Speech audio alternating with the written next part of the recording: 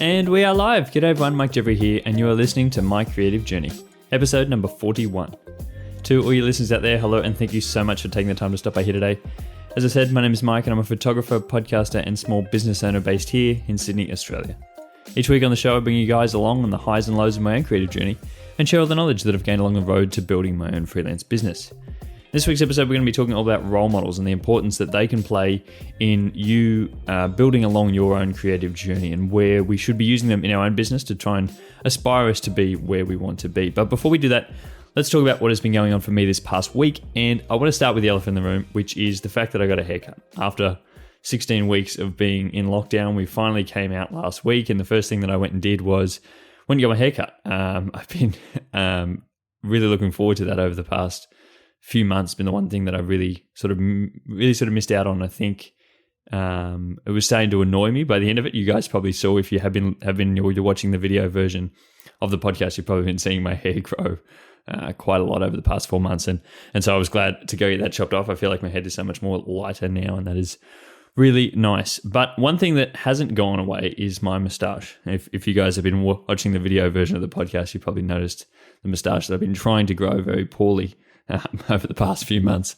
I started growing that back in August, all for trying to do Movember this year. I tried to do Movember last year, was unsuccessful at that because I started to try and grow my moustache at the start of November, and by the end of the month I still didn't really have anything obvious. So I started this year in August because we were in lockdown. So that will be something that I'm trying to do next month, but I'll speak about that on next week's podcast. But I thought I would give you guys the update because you probably have had some questions about it if you have been when you're watching the video version of the podcast and you're thinking, what the hell is that happening on my top lip there? But the other thing that I really want to talk about this past week is my calendars. So I spoke about these in last week's episode and about how they were on sale and they would have ended on Monday. I ended up extending them until Tuesday because I had a little bit happening over the weekend and thought it would be good to extend them out by a couple of days because I wanted to give people the opportunity to sort of still have them to be available end of the week, because I didn't really advertise them over the weekend that it was actually closing, and I had a few people message me that they weren't aware that it was closing, so I thought I'd give it a couple more days. And so it really went well in the end. I got quite a few orders, especially in the last few days before it closed. I thought that I normally, most of the time when I go to launch a product, it normally gets most of its traction and most of the orders in the first couple of days. But in this instance, it sort of was the opposite, where it got most of the traction towards the end, just as it was about to close, and a few people were saying that they really wanted to order one. Even a few people messaged me after it closed to say that they really wanted to order one. So that was surprising to me. And I think testament to the fact of why we need to put a time constraint on these sorts of things, because it does create that sense of urgency. And so a lot of people ordering towards the back end because they knew that they may not have a chance a bit later on. And so that is definitely something I spoke about in last week's episode about creating that urgency. And I think that was one of the real drivers to get more people to order, because I think people can tend to feel like they can just hang on forever. But when you do put a time limit on, it can condense more people to order in that shorter period of time. And that's what we saw happen. I did break even on the calendars this year, which if you listen to last year's the episode, I think I did maybe number 15, this podcast, I spoke about my calendars last year and how many of those I sold. Now, I didn't break even on those calendars because I ordered way too many.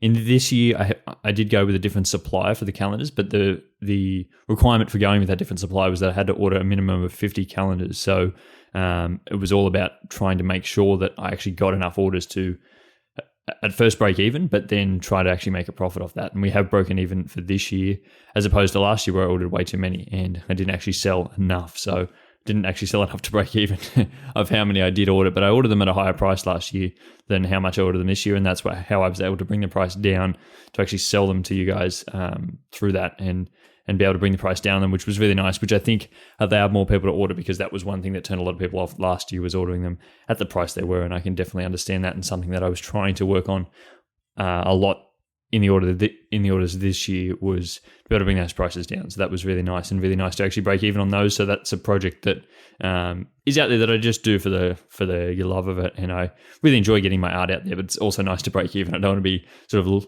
losing money on these projects that I enjoy. But at the end of the day, I'm really happy for that. And I want to say thank you to everyone who ordered a calendar out there. I know there was a few of you who listened to this podcast who went through and ordered a calendar. I'm really thankful for that. They should be out in the next couple of weeks. I put the order through on Wednesday, so they should be in a couple of weeks, hopefully in a fortnight, and then they will get sent out in the week after that. So we're looking at early November for those, so that'll be really good, and hopefully we'll get them out a lot earlier this year than last year, because one of the complaints I had last year was that they were too late in the year and they weren't. If you ordered them, you couldn't actually send them off as a gift for Christmas or things like that. So hopefully they'll be out to you guys early November, so you can have them out either end of November or early December if you're looking to get them out there as a Christmas gift.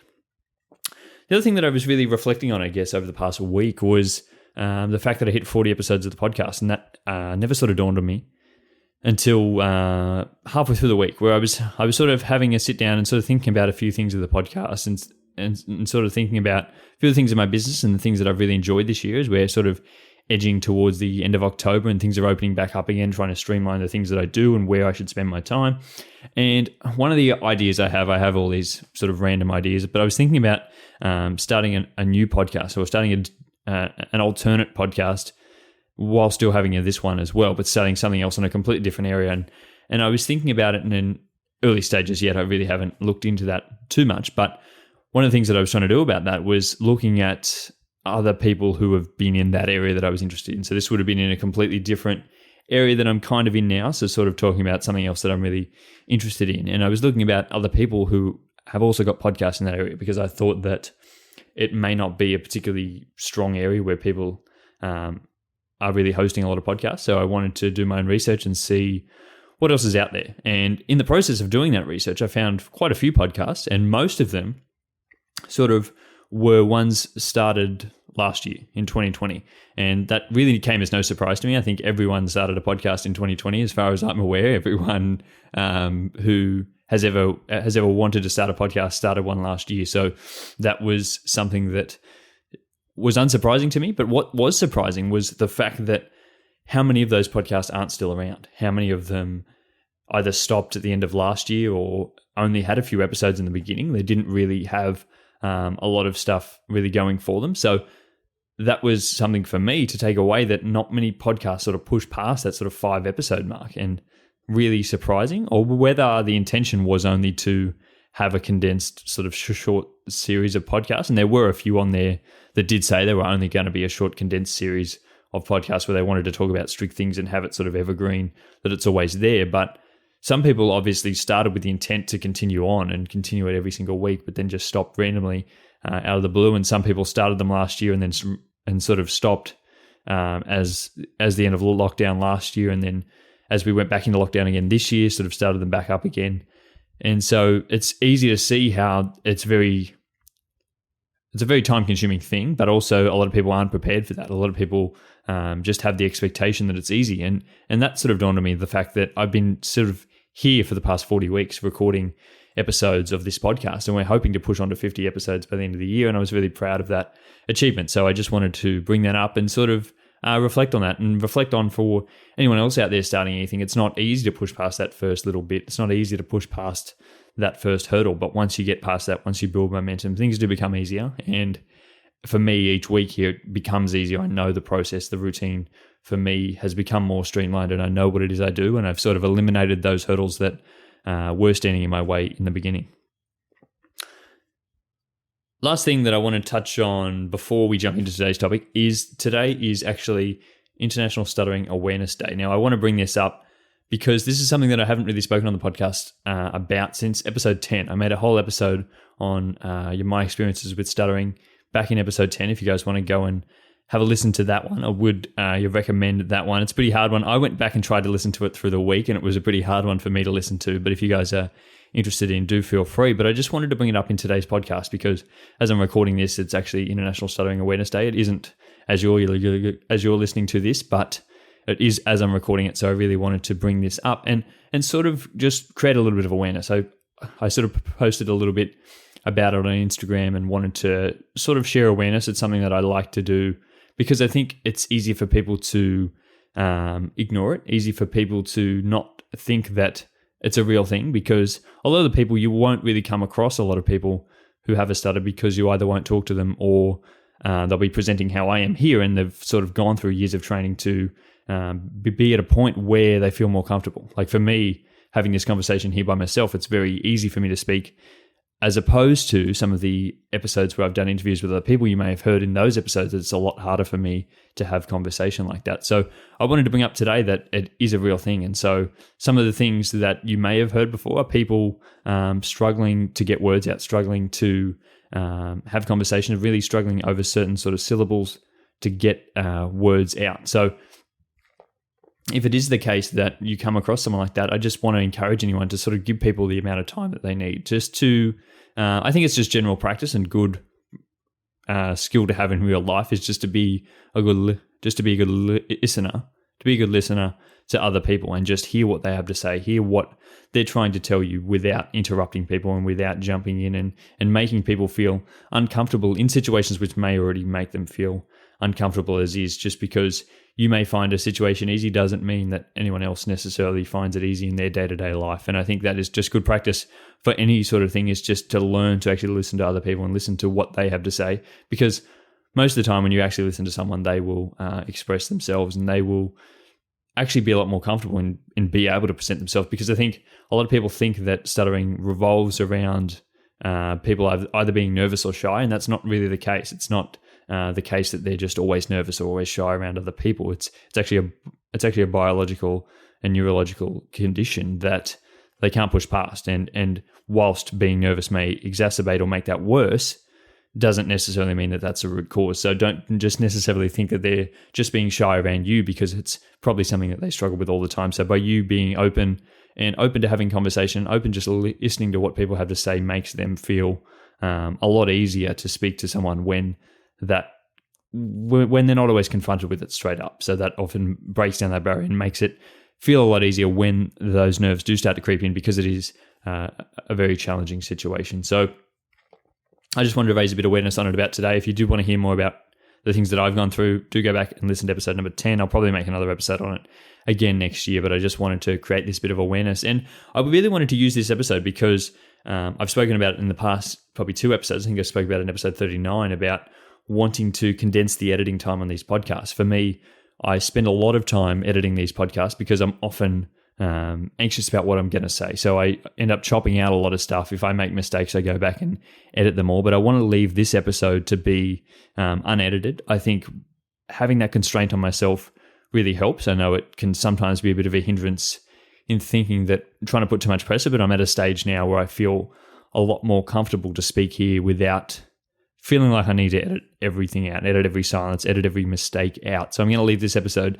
as is and sort of use it as an example of how I really sit down here, because I think I haven't been giving the real version of myself always on this podcast, because I have been editing a lot of things out. And so I just really want to be able to have that out there in the world and show people that it isn't easy for anyone to sit down here and record a podcast. It's not easy for anyone to have a conversation, but I want it to be as open and honest. And I've always tried to do that in business as well. So try to show you guys the real behind the scenes of things. So I want this podcast to be as real as it possibly can be. And I think moving forward, that's the easiest way to, for me to continue this podcast through, is to make it as much of my genuine self as I possibly can. Because if you ever get to a point where you feel like you have to have a persona or have to sit down and become someone else to be able to do something, that is when things can become tedious, and eventually you will get to a point where you don't want to do that anymore, and you're going to forget, and you're going to sort of get to a stage where it all becomes too hard because you're not being your true self. So I always want to present in that way, and hopefully by just allowing these episodes to flow, it will become a lot more in that style moving forward. But yeah, my main takeaway for today, guys, is really just to allow yourself to actually listen to other people, and just anyone in day-to-day life, anyone you're having a conversation with, try not to interrupt them when you're having a conversation with them. I don't think that's really overly good practice for anyone, let alone people who struggle with speaking. So just make sure that you're giving people the time of day and actually listening to what other people have to say. But with that out of the way, let's jump into today's episode, which is all about the idea of role models. Now, this idea I had actually came from the book. Actually came from the book Rich Dad Poor Dad, book by Robert Kiyosaki, that I actually listened to the audiobook of a couple of weeks ago, and I haven't done a book club on this podcast in a couple of weeks. If you guys are interested, I actually listened to Rich Dad Poor Dad a couple of weeks ago. I actually finished Atomic Habits the end of last month as well, the end of September. It's October now. I finished that at the end of September. And I'm currently listening to A Man's Search for Meaning at the moment, and also reading the book Quiet. So those are some of the things that I've been reading. But if you guys are interested, I will probably share more about that in the next couple of weeks. But as I was listening to the book Rich Dad Poor Dad, this idea came about of the idea of role models, and something that I hadn't thought about specifically in terms of your business and things like that. Now, he sort of gave the comparison of a role model in business and why we don't have them as adults, why we don't have role models as adults, and people tend to push away from that idea of having role models as adults, as opposed to when we're children, that we actually do have a lot of role models, whether that be in sport, in movies, in your favorite TV shows, as musicians, things like that. We're happy to have role models as children. And that sort of struck a chord with me, because I thought about myself as being that type of person when I was younger, especially still up until probably a few years ago, that I would have had a lot of role models in areas that I wasn't particularly interested in. I feel like we've always had those sort of role models in movies or in sports. I know for myself, I can name a fair few people in sports that I would have been really, who I would have really looked up to. So I was a big fan of cricket. I was a big fan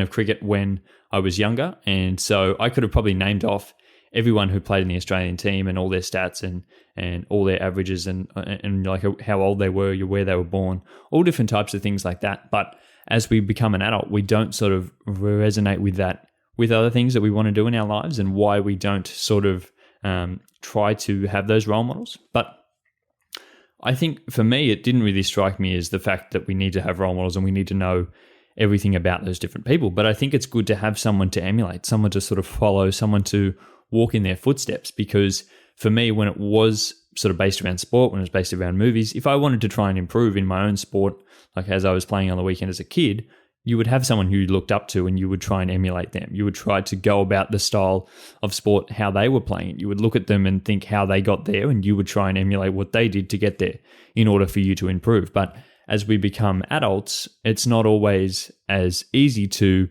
emulate your style after someone who has become successful in the industry that you're in. And I think there is an importance in that. And I think that there is a reason why people become successful. And so if we are learning from them, if we're studying from them and emulating what they do, I think that's the best way in order to have success. And that's one of the few things that he said in the book, is that the easiest way to become successful is to learn from people who already are successful, and to learn what they did to get there, and sort of try to emulate that as best as you possibly can. And that really struck a chord with me. So I wanted to really speak on it quickly in today's episode and sort of give a brief overview, and hopefully it can help some of you guys and sort of make you think, because it made me think about who my role models are and who I'm aspiring to be and who I'm looking up to, and why it is I don't sort of do more research into these people, and why it is I don't sort of emulate as much of their lives as I possibly could, because there are other people who I probably know a lot about, whether it be in sport and movies and music, who I would know more about than actual role models in my own industry. So that is just something that I wanted to bring up. And it really sort of hit me in the stage of me on this podcast, for example. This is just one of few examples that I thought about, but I thought it could be relevant, and I thought some people could take something away from this.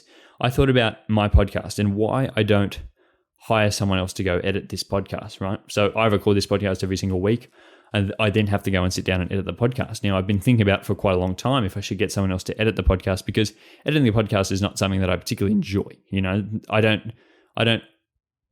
the whole reason I do a podcast is not to edit podcasts, because that's not the part that I enjoy. I enjoy having these conversations. I enjoy being able to connect with people.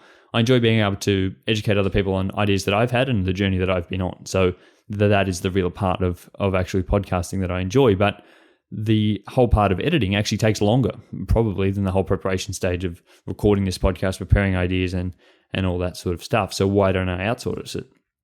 And the real reason behind that probably comes down to the fact that it's expensive to get another person to actually edit the podcast for you, and you have to actually go hire them to do it. It would take a few hours, have to spend that sort of money. But then if you look up to other people with podcasts, why don't, if that's the case, if that's the main reason, why doesn't every successful podcaster edit their own podcast? If that's the way it should be, if that's the way they go about it. Well, when you look at successful podcasters, more often than not, they're not editing their own podcast. As they get to that successful level, they're probably not editing their own podcast. And they may have been in the beginning, but towards the end, as they're trying to push through to become a more successful podcast, what's the first thing they do? They outsource their editing. And why do they do that? Because they're aware that 2 and 3 hours is more valuable to them in time than it is in your money and the expense that will actually go into hiring someone else. And this is something that I weigh up all the time in thinking that having to think about what would someone else do? What would someone who is successful, what would they do in this position? Because if I'm not emulating them, if I'm not doing the things that they would do, then how can I ever expect to be there? So for me, if it is a case where I take an hour to record this podcast, I take an hour to maybe 2 hours in planning, but then I take 3 hours to edit, that's a whole day.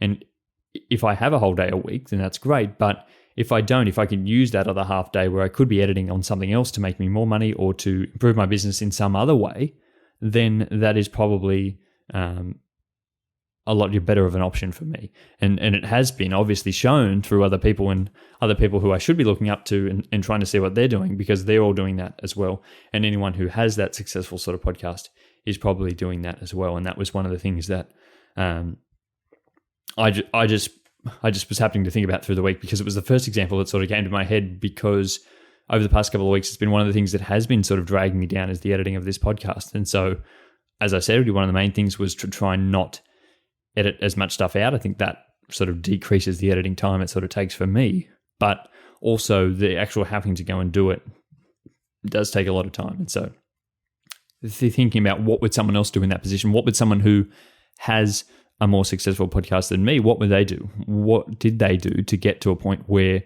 they are able to become successful? And it probably is outsourcing that. And their whole mentality around it isn't that it will be more expensive, it's that their time is more valuable than how expensive that would be. And so why don't we do this in other aspects of our business as well? We can do this in all different types of things. And I think that is the most important thing, is to be able to find a role model, find someone who inspires you, find someone who you aspire to be, and try to do what they do. I don't think it's a bad thing to try and emulate other people who have been successful in your industry and done good things, because at the end of the day, if it helped them to get there, I think it's an important thing, and it probably can actually teach you something about how you should get there as well. I think pretending to be like other people is a great way, and you can try to almost fake it till you make it, almost fake it till you make it sort of thing. And I've said this before, I've spoken about this in multiple different episodes in the start of my own business, and trying to fake it till I make it in the sense of my own business, and trying to put out that sort of facade that I've already become successful, because that's what successful people do. They don't sit back and wait for someone to give them the permission to go and do something. They just go and do what they want to do. So by trying to make that the presence that you have, and trying to prove to yourself that you are able to get to that point and try to emulate someone else, is the best roadmap, I think, to take into trying to get to the position that you want to do. I think this really does sort of two things: emulating someone else in aspiring to be like them, emulating what they do. I think that really does two things. And I think the first one is, I think your more obvious position is it gives you a clear roadmap. I think for me, in the beginning, one of the hardest things about starting in business or starting in any sort of creative endeavor is not having that roadmap. There's no sort of paved out way. For a lot of people in a lot of different careers, there's a paved roadmap of things they need to do. There's a career progression. They know what they've got to do. But in most creative careers, there's not always that. There's not always that in any sort of your business either.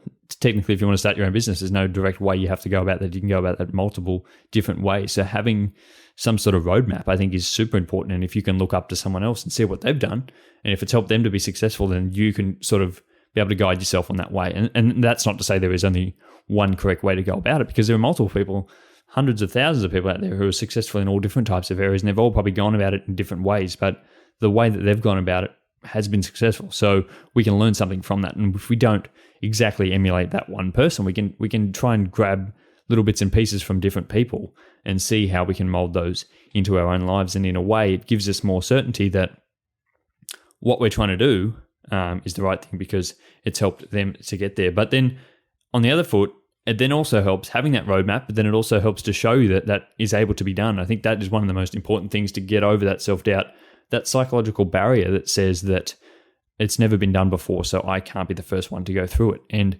having someone else who's been there before certainly helps. It helps. It's groundbreaking in the way that that can help you motivate you to get a lot further than you probably would have gone had you not known about that person before. I think it can go the opposite way when you can see too many people and you can see it's oversaturated. You can think that everyone's in that path. And in the early days, I think, especially me as a photographer, I could think that there are so many photographers out there. Everyone wants to be a photographer these days. So you can feel overwhelmed and feel like there's too many people out there, there's too much competition, and you're never going to be able to get anywhere with that because there's too many people already in that industry. So you've got to try and make your own path and get somewhere yourself because it's going to be really hard to sort of break through there, and you can sort of fall away because you think that it's all too hard and there's too many people out, there's too much competition. Or it can go the other way, as I said, if you're one of the early trailblazers in one particular area, if you don't have someone to aspire to, it can become really hard as well. If you don't see anyone else sort of taking your path, you can either think that it's too hard because why isn't there anyone else here trying to do what I'm doing? Why haven't I found anyone else who's tried to do it this way? Maybe it's the wrong way to go about it. So having someone else who's already done it, already gone along some sort of similar path to you, I think is super important in helping you overcome your own self-doubt in thinking that it's able to be done, because obviously it's able to be done because there's someone else who's done it here.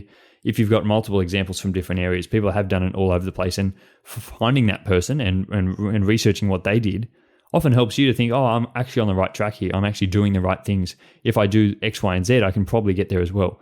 Yes, the things they did were hard and they probably had to work hard to get there, but it still shows you that it can be done. And I think that's one of the most important hurdles to jump over in the beginning, in thinking that what it is you're trying to do is unsuccessful or unachievable in that way, because I think most of the things are achievable, but it's about you actually knowing that there's someone else out there who's done it before you really helps you and helps you to grow long term. And we're back. If you did notice the little bit of a cut in the video there, that's because I have to actually stop recording on the camera because I can only record for half an hour at a time, actually 30 minutes at a time. So any podcast episode that goes over 30 minutes, I've got to stop the camera halfway through and restart it again to record the second half of the podcast. Unfortunately, that is another one of the downsides of recording a video podcast, is that I can't just record for the whole hour if I do go for anything over half an hour. So that is one of the reasons why I would like to go for under half hour per episode, but it isn't always the way. So I do have to stop the camera and restart it again, but you wouldn't hear it in the audio version. So that is pretty easy to jump over. And now the next thing that I really want to jump into is the whole creative aspect of this. Now, how does this help in a creative field? I think not only in your business and things like that and driving you forward, which often can be the hardest things to emulate because they're not as you're widely known about, and how people actually made strides in their business, and that's not often well documented. So hard to emulate something that you don't know much about. But in a creative sense, in terms of creating artwork for yourself and creating things or actual products that you want to sell and things for yourself, is in the early stages, and I think I've spoken about this before, is to actually find someone whose art you really like. Find someone who's trying to do something in a field that you really enjoy. And you can do this in any field, and finding someone who you really look up to, you really like their work, and try and emulate that. Now, I'm not saying that you just steal their artwork. That's not what I'm saying at all. I'm saying that you try to reproduce it as best you can. You don't need to go and advertise that. You don't need to go and use that on your website. You definitely wouldn't go and actually sell that work if you were able to reproduce it, because there's obvious issues there. But one of the big skills that this helps in is actually being able to produce work. You know, you don't have to actually go and sell the work to try to work on it. You can work your best to try and emulate someone else's work, and their exact artwork is the best way to go about that. If you're an artist, if you're a drawer, if you're some sort of your musician, you know, if you're a videographer, you're a graphic designer, you can work in different areas and try to copy other people's artwork that they've done before. And a lot of people have been very successful at this because they've been able to gain a lot of skills. And this is the one thing that a lot of artists struggle with in the beginning, is having a lot of creative ideas, but not knowing how to get there, not knowing the skills to actually get them there. And when you start any creative field, you won't have the skills that anyone has had who's been in the industry for, X amount of years. You obviously aren't going to start off with those amount of skills, but the way to learn those skills is to practice. And the best way to practice in the beginning is to find a style or find an artist that you like and try and emulate their work. And through that process of emulating their work, you will come across a lot of things. You will really have to troubleshoot a lot of the things that you've actually had to run into in thinking, how do I produce this? How do I go about this? Do I have to learn a new skill? Is there a new piece of software that I need? Is there a new piece of equipment that I need to get this done?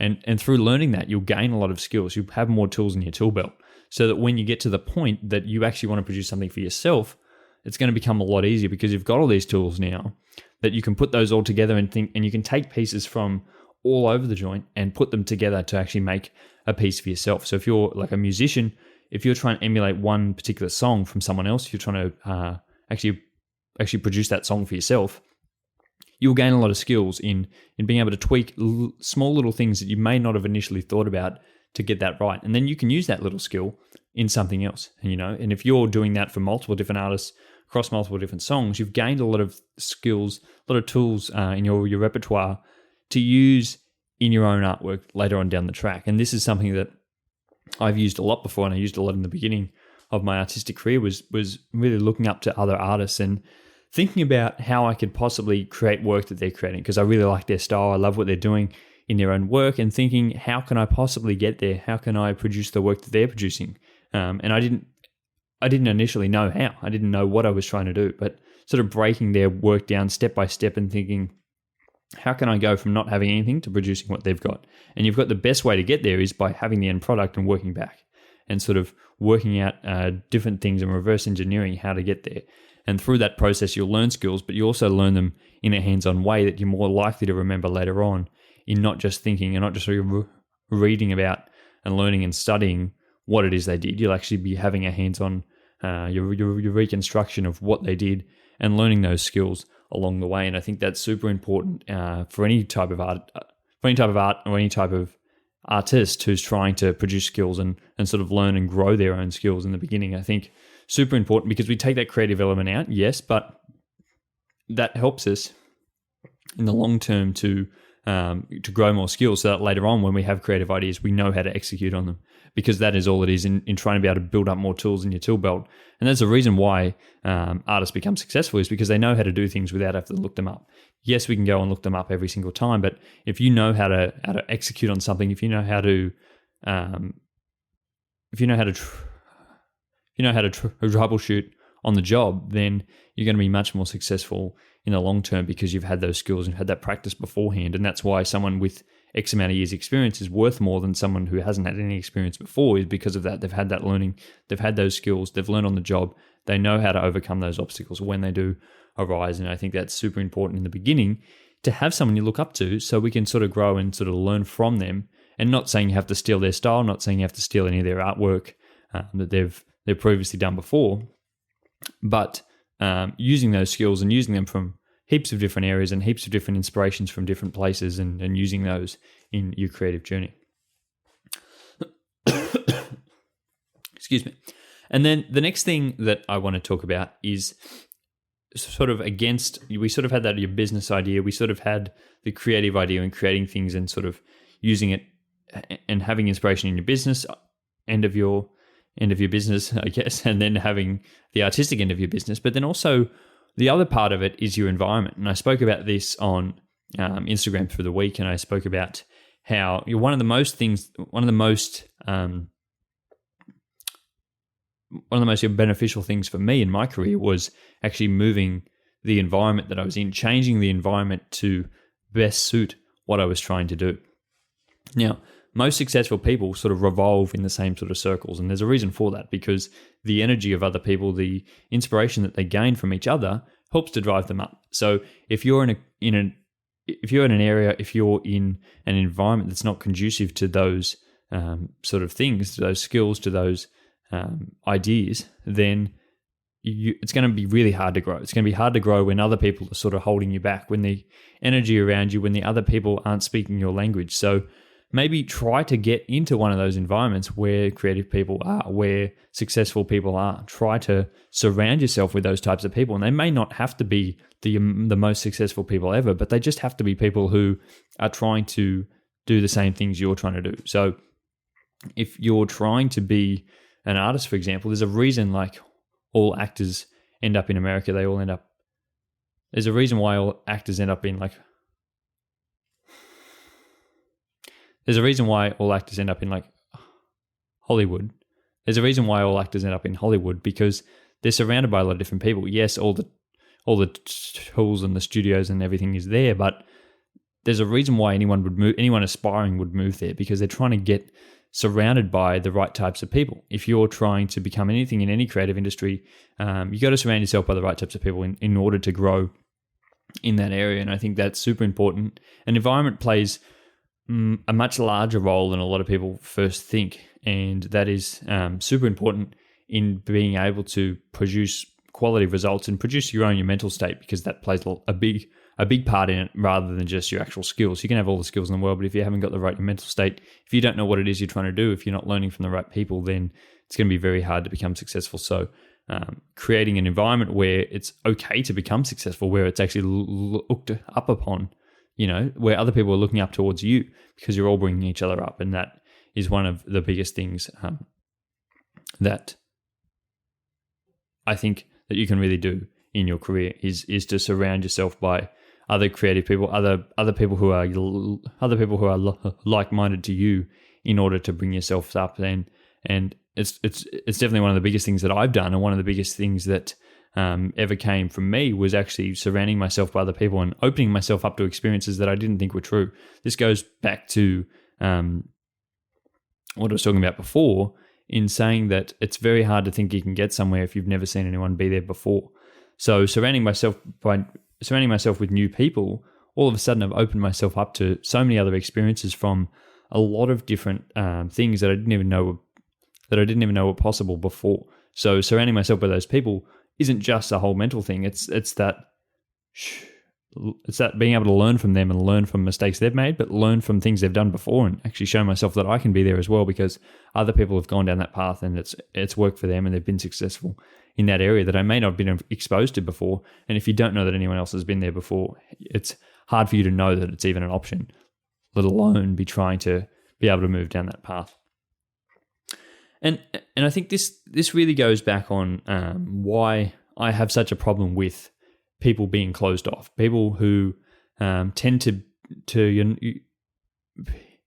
other people who tend to not be as open with their ideas, people who tend to not be as open with sharing how they got to where they are. And I think for me, it's always so important, and I try and be as open, as transparent as I possibly can, because everyone had to get somewhere somehow, and I don't really care how anyone else got to where they are. I'm just really interested in how they got to where they are.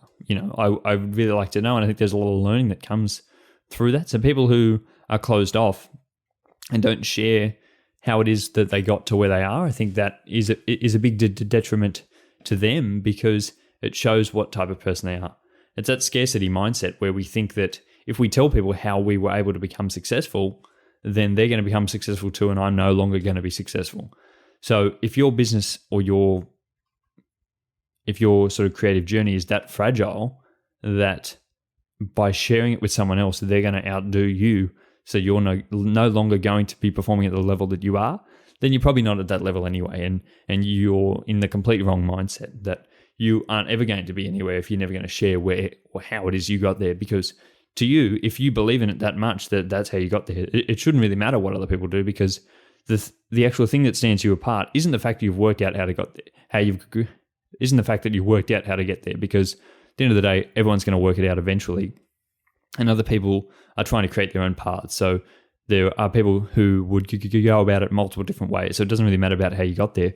It's the drive and the skill and the actual your work ethic that you had to get there. Like, you may know something, you may know very well that if you go do X, Y, and Z, you'll get here. But the actual people that go and execute on that are very few and far between. So it has nothing to do with the fact that you worked out how to get there. It's the fact that of everything you have upstairs to be able to get yourself to that position. So people who are too closed off, I don't think have the right mindset in that way. And I don't really like that in other people. So I think surrounding yourself by a community of people, an environment of people where they are, you're willing to share, and people who are all trying to help each other up, because I think that is the best way at the end of the day. And whilst I don't think anyone's going to be out there stealing exactly what I've done, I think learning from it is amazing, and learning from me, but also learning from other people. I would never just learn from one person. I'd try to learn from as many possible people as I can, because it's all about that environment and about trying to create as many different people and as many different role models as you possibly can. And so I just want to close this episode out by sort of asking you guys to reflect on who's your role model, who is someone you look up to, who's someone you're looking up to in your creative journey, in your own business, in your small business, in your own life in general. I think far too often we can have role models in areas that aren't sort of relevant to things we want to do, but we don't have role models in areas where things we actually would like to do. And I think that is a flaw. I think you can have role models in areas that are maybe a bit unpopular, a bit outside of the norm of what all your friends and family may have role models in. They may aspire to be like an actor, or like anyone who they see on TV, a musician, things like that. But it's okay to have role models that other people you may never have heard of before. It's okay to aspire to be like them, because at the end of the day, if that's a successful person in an industry you're interested in, then chances are they've done something to get where they are today, and you should probably be trying to emulate them a little bit as well. So the fact that other people don't know about them is at the end of the day irrelevant, because they're not trying to get there, but you can have a little bit of an interest in them. And I would say that if you don't have one at the moment, that's fine, but try to, over the next couple of weeks, have a think about that and have a think about who it is who inspires you. And maybe it is you need to do a bit more of your research into them. Maybe it is you need to, if it's just a friend you have on Instagram, if it's a friend you have in real life, maybe have a conversation with them. Ask them a couple of things and try to use them as inspiration and use them to guide you along your path moving forward. But I hope this episode was helpful, guys. I hope you gained something from this. I hope you gained a new insight, a new perspective, hopefully, on something, because as I said at the start, this was something that really sort of struck me, and I really was impacted a lot by it. So I wanted to share it with you guys, and hopefully it's a new way of thinking about things and thinking that it's okay to have role models, and really the importance of having role models in your life as well. And I think it's really important, and there's a lot of evidence to show behind that, how if you are to emulate someone who is already successful in your industry, how that's probably the easiest way to be able to get there for yourself, and trying to have your multiple different people who you look up to is a really good thing and is never going to hurt you at the end of the day. So I hope you guys really enjoyed this episode. If you did enjoy this episode, I would really appreciate it if you did share this episode around with other people who you also may think may be interested in this. Anyone who is looking to start their own business, is on their own creative journey, trying to make more of these episodes around people starting creative journeys and their own creative businesses as well. So if you guys know anyone who would be interested in listening to this podcast, I would really appreciate it. And I've been getting a few new listeners over the past couple of weeks, and I really appreciate that. And I know it's from you guys sharing it around with other people. And so I want to say thank you, and I would really appreciate it. And I always do appreciate when any listeners, you do send me a message and actually reach out, because as I said, I'm an open book, and I like to be able to share the successes that I have had so far, and also some of the failures as well, because I think that is often you're not spoken about enough. And I think that as much as we can educate on that as possible, I think it only helps everyone else to grow. And that is the aim of the game here at the end of the day. And with that said, guys, I hope you all have a great week. I really appreciate you being here this week. And remember, just to take a little bit more time this week, take time to actually listen to other people. Take time to listen to what people are saying to you, and don't immediately assume something of someone the first time you speak to them, and take time just to listen to people. Actually have a conversation with a friend, have a conversation with someone else, and take time to actually listen to what they're having to say.